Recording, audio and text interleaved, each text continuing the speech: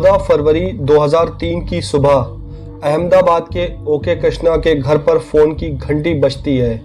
Phone उनके दामाद तरुण कुमार जनराज का था, जो घबराई आवाज से कह रहा था कि घर में लूटपाट हुई है और लुटेरों ने उसकी पत्नी सजनी की हत्या कर दी है।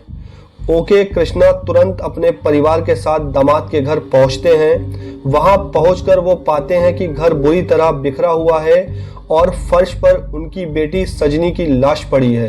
गले में दुपट्टा कसने के निशान थे और पास में तरुण बैठा हुआ रो रहा था। सभी उसे शांत कराने की कोशिश करते हैं, लेकिन पुलिस को तुरंत खबर दी जाती है। सजनी को अस्पताल ले जाया जाता है, जहां डॉक्टर उसे मृत घोषित कर देते हैं। पुलिस मौके पर पहुंचकर जांच शुरू करती है। पहली नजर में ये लूटपाट के दौरान हुई हत्या लग रही थी, लेकिन घटना स्थल पर मौजूद खोजी कुत्ता बार बार तरुण पर भौंकता है। पुलिस को ये सस्पिशियस लगता है, लेकिन तरुण के दुखी होने के कारण उससे सख्त पूछताछ नहीं की जाती। पोस्टमार्टम के बाद शव परिवार को सौंपा जाता है। अगले ही दिन तरुण लापता हो जाता है। पुलिस की कई टीम उसकी तलाश में जुटती हैं, लेकिन तरुण का कोई सुराग नहीं मिलता। सजनी के माता पिता अपनी बेटी की हत्या का केस तरुण के खिलाफ FIR दर्ज करवाते हैं। 2004 में इस केस से जुड़े कुछ परिजनों का लाइव डिटेक्टर टेस्ट होता है, पर पुलिस को ठोस सफलता नहीं मिलती। 3 साल बीत जाते हैं और केस ठंडा होने लगता है। सजनी के पिता न्याय की उम्मीद से सीधे गुजरात के तत्कालीन मुख्यमंत्री से मिलते हैं। मुख्यमंत्री अधिकारियों को बुलाकर केस को फिर से खोलने और दोबारा जांच शुरू करने के आदेश देते हैं। जांच का जिम्मा तत्कालीन ज्वाइंट कमिश्नर AK शर्मा को सौंपा जाता है। टीम पुराने सबूतों को फिर से खंगालती है। गवाहों से दोबारा पूछताछ होती है, लेकिन फिर भी तरुण का कोई भी सुराग नहीं मिलता। समय बीतता जाता है, अधिकारी बदलते रहते हैं, लेकिन केस वहीं का वहीं था। अब आता है 2012। इस केस की जिम्मेदारी DP दीनानाथन को दी जाती है, जो एक नई टीम बनाते हैं। टीम ने निर्णय लिया कि सजनी के पति को ढूंढना बहुत जरूरी है, क्योंकि उसके मिलने के बाद ही पता चल सकता है कि सजनी की मौत का कारण। पुलिस ने शुरुआत में हजारों लोगों के मोबाइल रिकॉर्ड्स की जांच की। लगभग 1 लाख कॉल डिटेल्स खंगाली गईं, लेकिन तरुण नाम का कोई व्यक्ति नहीं मिला। इसके बाद पुलिस तरुण के परिजनों की निगरानी में जुटी। उसकी मां अनम्मा और भाई के मोबाइल नंबरों पर खास नजर रखी गई। महीनों तक ये प्रक्रिया चली, पर कोई सफलता हाथ नहीं लगी। फिर पुलिस ने एक अलग तरीका अपनाने का निर्णय लिया। एक अधिकारी आम व्यक्ति बनकर मंदसौर के अमन्ना के घर में पेइंग गेस्ट के रूप में रहने लगा। वहां के पड़ोसी बताते हैं कि अनम्मा के 2 बेटे हैं, जिनमें से एक दक्षिण भारत में रहता है। ये महत्वपूर्ण संकेत था। जांच में पता चला कि अनम्मा बीच बीच केरल और बैंगलोर आती जाती रहती हैं। अब पुलिस ने उसके फोन को सर्विलांस पर डाल दिया। कई महीनों बाद ब्रेक थ्रू मिला। अनम्मा के मोबाइल पर एक अननोन नंबर से कॉल आता है, जो बैंगलोर में रहने वाली निशा परवीन के नाम पर रजिस्टर्ड था। फिर कुछ समय बाद एक लैंडलाइन नंबर से फोन आता है, जो ओरेकल इंडिया प्राइवेट लिमिटेड नाम की कंपनी का था। पुलिस टीम बैंगलोर पहुंचती है और कंपनी से सभी कर्मचारियों का डेटा कलेक्ट करती है।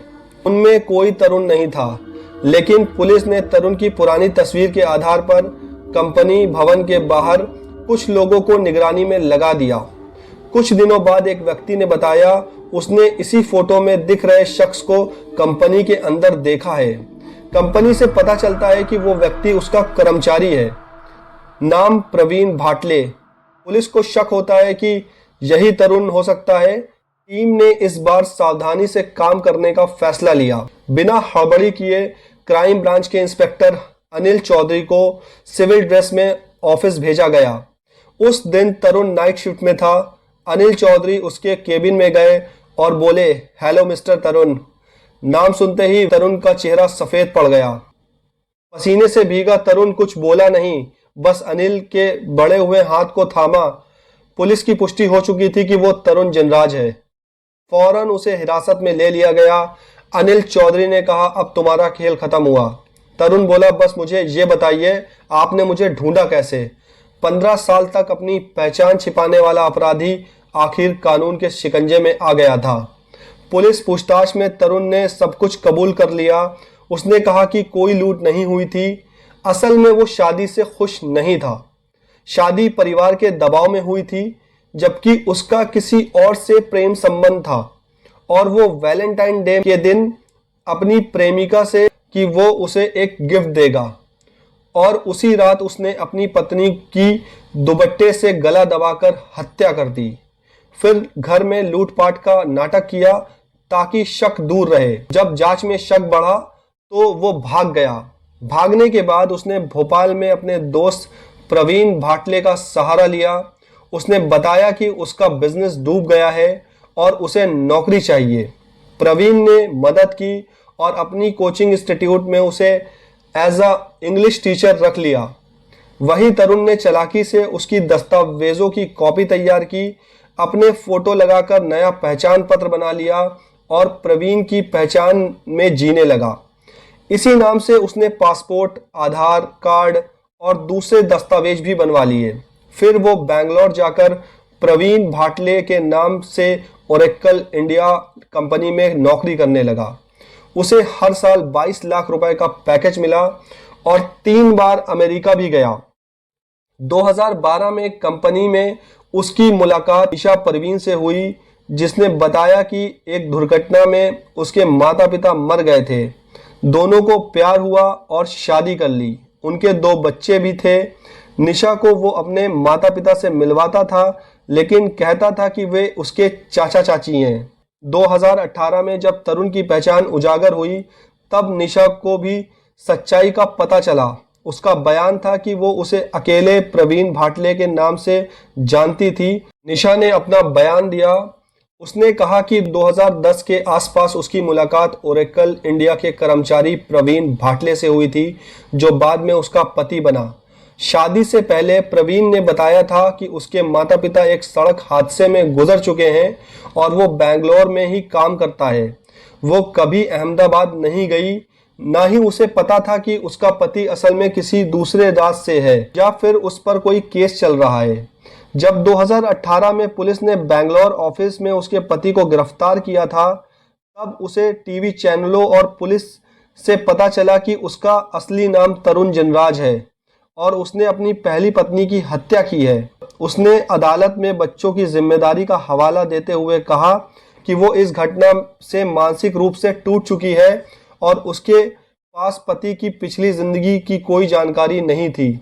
अदालत ने इसे स्वीकार किया और उसे निर्दोष माना गया। अहमदाबाद की पुलिस की सफलता के बाद पूरे देश में उसकी सराहना हुई, क्योंकि ये मामला दिखाता है कि सच्चाई कितनी भी गहराई में क्यों न छुपी हो, पुलिस अगर ठान ले तो अपराधी पाताल से भी निकाला जा सकता है। दोस्तों, पुलिस इन्वेस्टिगेशन के बारे में आप क्या कहना चाहेंगे? कमेंट बॉक्स में ज़रूर बताएं। अगर हमारी वीडियो आपको पसंद आई हो तो इस वीडियो को लाइक करते हुए शेयर ज़रूर करें, और आपने अब तक क्राइम 25 को सब्सक्राइब ना किया हो तो प्लीज़ हमारे चैनल को सब्सक्राइब कर लें। Thank you so much.